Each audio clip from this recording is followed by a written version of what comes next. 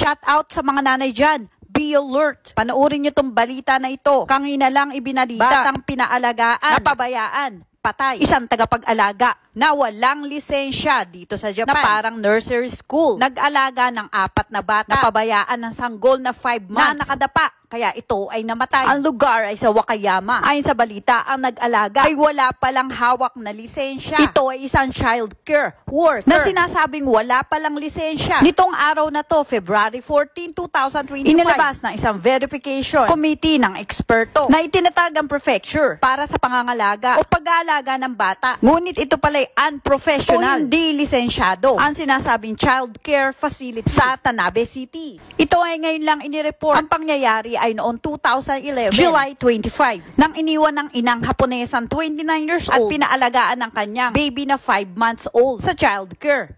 Pagkaraan ng ilang oras, isinugod ang baby sa ospital at ito'y patay na. Ang baby pala ay gumulong sa kanyang pagkakahiga pagkapang nakatulog, kaya ito'y namatay dahil sa kawalan nito ng paghinga. Humihingi ng sorry o paumanhin ang nag-alaga. Ngunit hindi na maibabalik ang buhay ng baby. Sa 4 na bata, isa lang siyang nag-aalaga. Ang sanggol ay napabayaan. Kaya't mga nanay, please, mag-ingat po tayo. Hindi naman lahat dito sa Japan ng mga child care o paalagaan ng bata ay delikado. Nangyayari lamang ang ganito minsan kapag illegal ang gumagawa. Agad ikinulong ang nag-alaga Haponesa na walang lisensya. Triple ingat basta sa mga anak natin. Pakikalat na lang ang balita na makapag-ingat ang mga ilang nanay na nakatira dito sa Japan. Ito yung tagapagbalita, The Yan News.